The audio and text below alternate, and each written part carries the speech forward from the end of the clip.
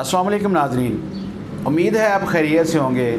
अल्लाह ताला हम सब को मुख्तलिफ़ बीमारियों से महफूज रखे, जिस्मानी और रूहानी बीमारियों से महफूज रखे। नाज़रीन, मेरे इस चैनल को सब्सक्राइब कर लें और बेल आइकन का बटन दबा लें ताकि मेरा और आपका राब्ता जो है वो बहाल रहे।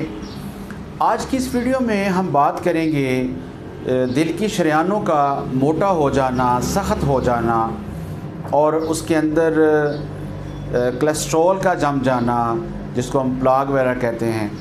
तो इसको आर्टीरियोस्क्लेरोसिस कहते हैं, ठीक है, या एथेरोस्क्लेरोसिस कहते हैं, जो इसकी क्रॉनिक शक्ल है।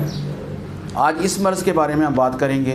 ये प्रॉब्लम जो है ये दिन ब दिन बहुत ज़्यादा होता जा रहा है। लोग खुराक में तवज्जो नहीं करते, खाने पीने की चीज़ों पे ध्यान नहीं देते और बदपरहेज़ी की वजह से, ज़्यादा खाने की वजह से, ओवर ईटिंग करने की वजह से और प्रोटीन ज़्यादा लेने की वजह से, एक्सरसाइज ना करने की वजह से ये मर्ज़ जो है ये बहुत ही फैलता जा रहा है और दिल को बहुत ज़्यादा ये डिस्टर्ब कर रहा है।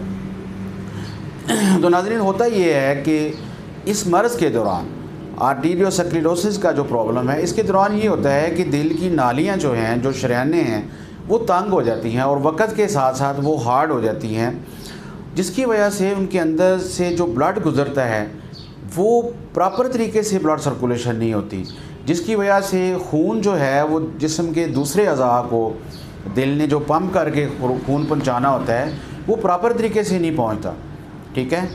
और उन अज़ा को, जिस्म के बाकी अज़ा को ऑक्सीजन और दूसरे ग़िज़ाई अज्जा जो होते हैं वो मुनासिब तरीके से नहीं मिल पाते, जिसकी वजह से उन आर्गन्स की जिनके अंदर ब्लड सप्लाई की कमी हो जाती है या खून कम पहुंचता है, वो बीमारी का शिकार हो जाते हैं, जिसमें ख़ास तौर पे ये प्रॉब्लम जो है वो दिल के अंदर होती है। लेकिन बाकी अज़ा के अंदर भी शरियानों की तंगी हो सकती है और उनमें प्लाग जो है वो जम सकता है, ठीक है।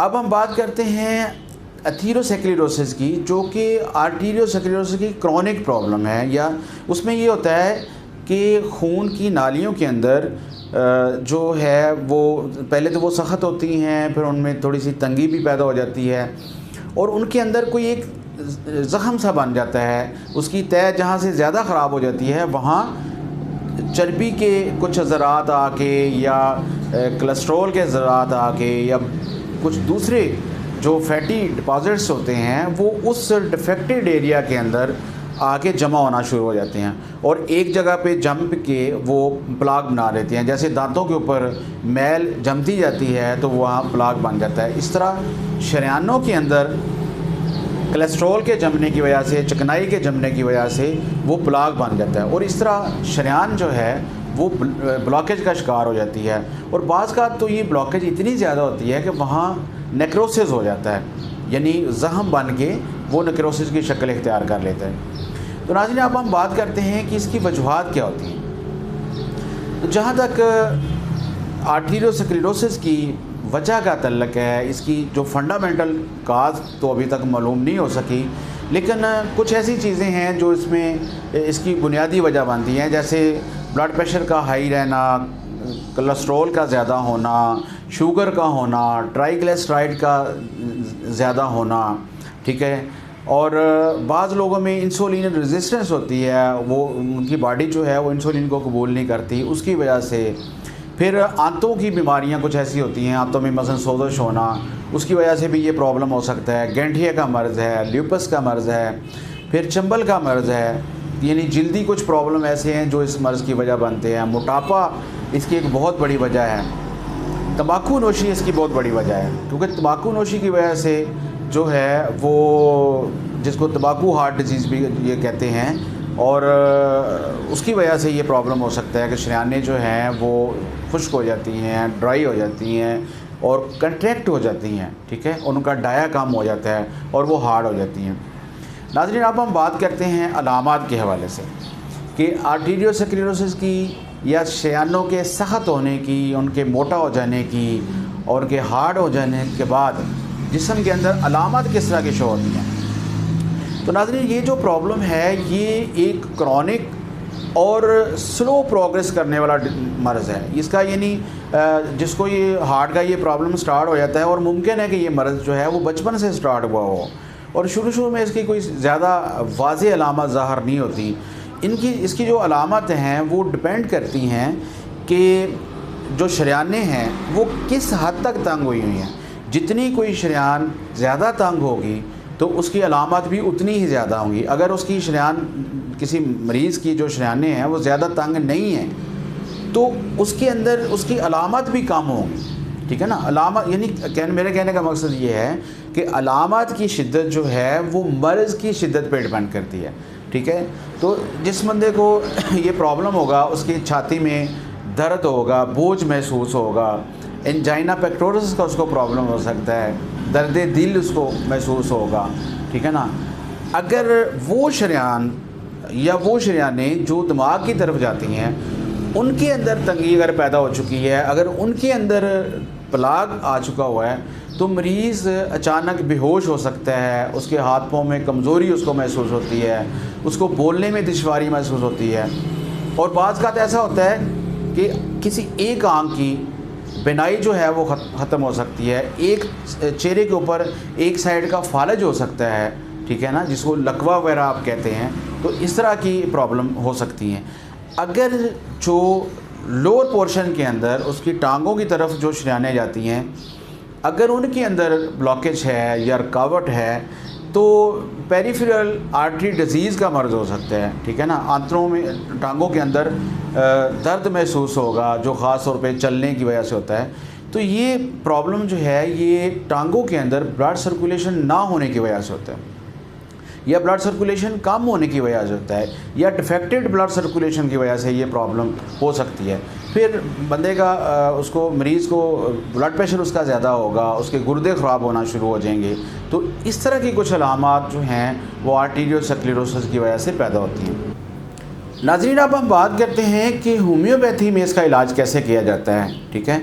होम्योपैथिक मटीरिया मेडिका में और होम्योपैथिक रिपोर्टरी के अंदर 124 से ज़्यादा मेडिसिन जो हैं वो इस मर्ज़ के लिए इस्तेमाल होती हैं, जो अपनी अपनी अलामत के तहत और मुख्तलिफ़ मरीज़ों में उनके मजाज और उनके बुदोबाश के जो तरीक़े हैं, उनके रहन सहन के जो तरीक़े हैं, इन सारी चीज़ों को हम देखते हुए इन 124 मेडिसिन में से हम मरीज़ के लिए मेडिसिन सेलेक्ट करते हैं। तो आज इस वीडियो में इसके आर्टीरियोस्क्लेरोसिस के लिए मैं जिस मेडिसिन का तज़किरा यहाँ करने जा रहा हूँ उसका नाम है एड्रीनालीन। एड्रीनालीन जो है ये एक सारकोड मेडिसिन है। सारकोड होम्योपैथी में हम उन मेडिसिन को कहते हैं जो जिस्म के सेहतमंद टिश्यूज़ से तैयार की जाती हैं।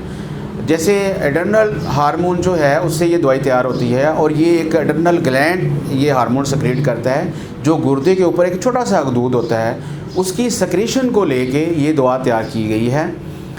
ये जो हार्मोन है एड्रीनल हार्मोन जो है ये आंतों के निज़ाम को मुनज़्ज़म रखता है, दिल की धड़कन को बढ़ाता है, ब्लड प्रेशर को इंक्रीज़ करता है, ठीक है।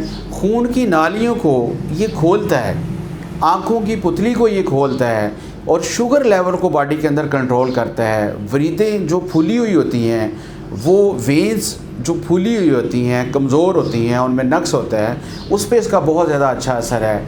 और ये जिस्म की बाकी जो निज़ाम है उसको ये कंट्रोल करता है। जैसे दिल का मैंने बताया कि ब्लड प्रेशर को ये बहुत ज़्यादा कंट्रोल करता है।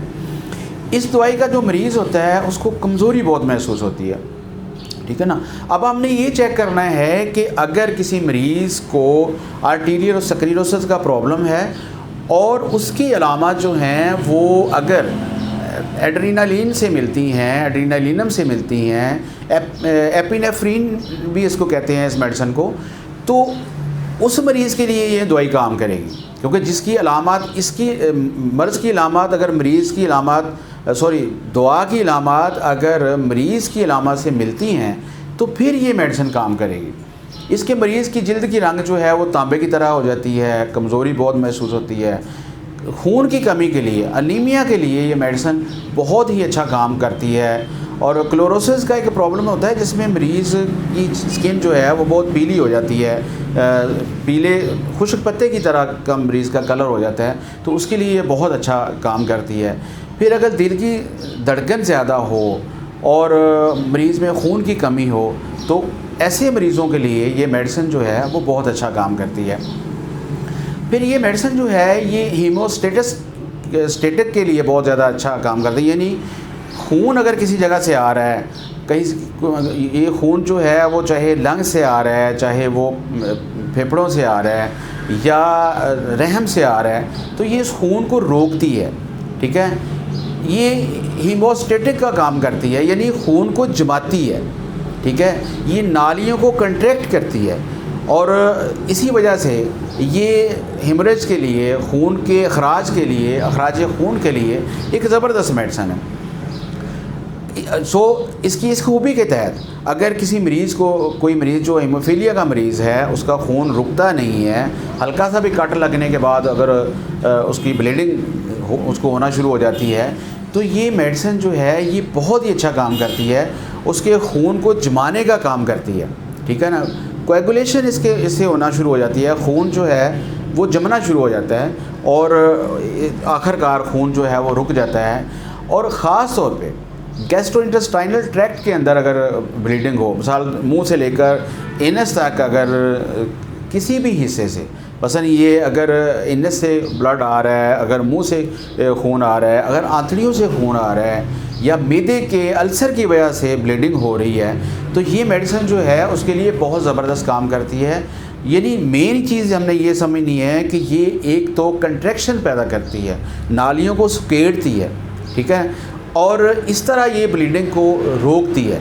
ठीक है, अगर हीमोचोरिया का मर्ज़ है, मसाने से अगर ब्लीडिंग हो रही है तो उसके लिए भी ये बहुत अच्छा काम करती है। ठीक है, फिर ये जो मायोकार्डियल इन्फार्क्शन है, ये बाज़ का ऐसा होता है कि जो उसके अंदर नेक्रोसिस अगर बन गया है या उसकी वजह से अगर कोई प्रॉब्लम आ रही है मरीज़ को, मायोकार्डियल के ऊपर इसका बहुत अच्छा असर है, तो उसके लिए बहुत ज़बरदस्त ये काम करती है। एडिसन डिजीज़ के लिए ये बहुत ज़बरदस्त मेडिसिन है। ठीक है जी, और फिर ये हाइपरीमिया के लिए ज़बरदस्त काम करती है। अगर जिस्म के किसी हिस्से के अंदर खून का इज्तिमा हो गया है, जैसे कि लंग्स के अंदर अगर खून ज़्यादा जमा हो गया है, वहाँ खून का इज्तिमा हो गया है, तो ये उसके लिए बहुत ज़बरदस्त काम करेगी। और ये दमे की एक ज़बरदस्त मेडिसिन है, अस्थमा की एक ज़बरदस्त मेडिसिन है, क्योंकि लंग्स की नालियों को ये खोलती है। ठीक है, और उस ब्लड लंग्स के अंदर जो खून का इज्तिमा है उसको कम करती है, तो इस तरह दमे के मरीज़ों को ये बहुत ज़्यादा फ़ायदा देती है। तो नाज़रीन, इस मेडिसिन का मैंने उन अलामत का यहाँ ज़िक्र ख़ास तौर पे किया है जो खून के ऊपर जिनका असर है, वो खून यानी हार्ट के ऊपर जिस मेडिसिन का, जिन अलामत का ज़्यादा मैंने यहाँ तज़किरा किया है, उन अलामत का जो हार्ट से रिलेटेड हैं। तो नाज़रीन, अगर किसी मरीज़ के हार्ट की शरियानें जो हैं वो तंग हो गई हैं, मोटी हो गई हैं, उसको आर्टीरियोस्क्लेरोसिस का मसला हो गया है या उसको एथीरोस्क्लेरोसिस का मसला हो गया है, जिसके अंदर के नालियों के अंदर प्लाग बन जाता है, तो ये मेडिसिन बहुत ही ज़बरदस्त काम करेगी। तो नाज़रीन, जहाँ हमने इस मेडिसिन को स्टडी किया है, एड्रेनालिनम को स्टडी किया है, वहाँ हमने 123 से ज़्यादा जो बाकी मेडिसिन है, ठीक है ना, मैंने टोटल यहाँ आपको बताया कि 124 मेडिसिन है, लेकिन किसी भी दवा की सिलेक्शन के लिए, किसी मरीज़ के मर्ज़ के लिए कोई ज़रूरी नहीं कि यही मेडिसिन इस्तेमाल होगी, हमें बाकी जो 124 मेडिसिन है उनकी तरफ भी ध्यान देना चाहिए। और ये किसी एक एक्सपर्ट का काम है कि वो मरीज़ के लिए दवा चूज़ करे, हम आपको रहनुमाई देते हैं। ठीक है, अगर एक ऐसा मरीज़ जिसको कि आर्टीरियोस्क्लेरोसिस का मर्ज़ है, वो हार्ट का उसको प्रॉब्लम है, उसको ब्लड प्रेशर है, उसको शुगर है, तो उसको वो ये मेडिसिन का जो मैंने यहाँ ज़िक्र किया है या ये वीडियो जो है उसको रहनुमाई दे सकती है कि वो अपने मर्ज़ को मरीज़ समझे और उसका प्रॉपर इलाज करवा सके। तो नाज़रीन, उम्मीद है आपने इससे कुछ ना कुछ ज़रूर गेन किया होगा। हमें अपनी दुआओं में याद रखिएगा। अस्सलाम वालेकुम।